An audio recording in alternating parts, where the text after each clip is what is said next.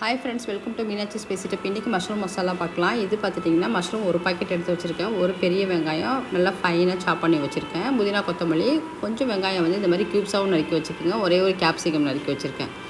ஒரு கடாயை வச்சுட்டு நம்ம வந்துட்டு 2 டேபிள் ஸ்பூன் அளவுக்கு ஆயில் போட்டுக்கலாம். போட்டு பட்டை, கிராம்பு, ஏலக்காய் தாளிச்சிக்கோங்க. அதோடய கொஞ்சம் சோம்பு, கருவேப்பிலை போட்டுக்கோங்க. என்கிட்ட கருவேப்பிலை இல்லை, மற்றபடி கருவேப்பிலை போட்டுட்டிங்கன்னா ரொம்ப நல்லாயிருக்கும்.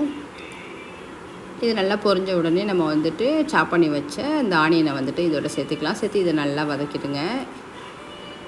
இதுக்கு தேவையான ஸ்பைஸ் பவுடர் என்ன அப்படின்னு பார்த்துட்டிங்கன்னா மஞ்சத்தூள், மிளகாத்தூள், தனியாத்தூள், ஜீரகத்தூள், கரம் மசாலா, இதுதான் இதுக்கு தேவையான இன்க்ரீடியன்ஸு. இது எல்லாமே நம்ம ரெடியாக எடுத்து வச்சுக்கிட்டோம் அப்படின்னா ரொம்ப ஈஸியாக பண்ணிடலாம்.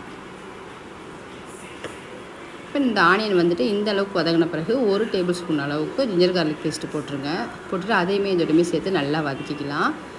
கொஞ்சம் அந்த ரா ஃப்ளேவர் போன உடனே நறுக்கி வச்சுருந்த வெஜிடபிள்ஸ் எல்லாத்தையும் போட்டுடலாம்.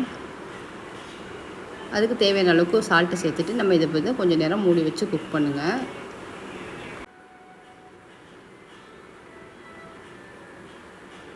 ஒரு 6-7 அளவுக்கு முந்திரி கொஞ்சம் தண்ணியில் சோக் பண்ணிவிடுங்க. ஒரு 1 டீஸ்பூன் அளவுக்கு பெப்பர் எடுத்து கொஞ்சம் கோஸ் பவுடராக அரைச்சி வச்சுக்கோங்க. வெந்தயக்கீரை எடுத்து வச்சுருங்க கொஞ்சம். இப்போ இந்த ஸ்பைஸ் பவுடர் எல்லாமே எடுத்து அரேஞ்ச் பண்ணி வச்சாச்சு. நம்ம இப்போ இதில் வந்து ஒன்று ஒன்றா நம்ம வந்து இதில் வந்து ஆட் பண்ணிக்கலாம்.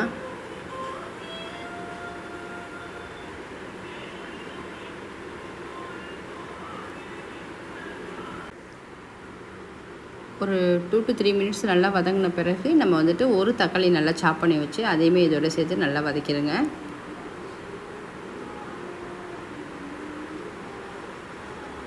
நம்ம ஸ்பைஸ் பவுடர் எல்லாமே நம்ம வந்துட்டு ஆட் பண்ணிக்கலாம். 1 டீஸ்பூனே போட்டுக்கோங்க சில்லி பவுடர், 1 டீஸ்பூன் வந்துட்டு கொரியாண்டர் பவுடர், 1/2 டீஸ்பூன் வந்துட்டு ஜீரகத்தூள், 1/2 டீஸ்பூன் வந்து மஞ்சள் பொடி, 1/2 டீஸ்பூன் வந்துட்டு கரம் மசாலா பொடி. இதுதான் இதுக்கு தேவையான இன்க்ரீடியன்ஸு. இது எல்லா ஸ்பைஸ் பவுடரையும் போட்டுட்டு நம்ம கொஞ்சமாக வாட்டர் வேணால் ஆட் பண்ணி நல்லா மிக்ஸ் பண்ணிக்கலாம். நம்ம எடுத்து வச்சுருந்த முந்திரியுமே நல்லா ஃபைன் பேஸ்ட்டாக அரைச்சி இதோடமே சேர்த்துருங்க. சேர்த்துட்டு அந்த மிக்ஸி ஜாரை கழுவி இதோடமே ஆட் பண்ணிக்கோங்க. தேவையான அளவுக்கு தண்ணி சேர்த்துக்கலாம். ரொம்ப தண்ணி சேர்த்துடாதீங்க. ஒரு 1/2 கப் இருந்தால் போதும். கொஞ்சம் கொரியாண்டர் லீவ்ஸ் கட் பண்ணதை போட்டுருங்க.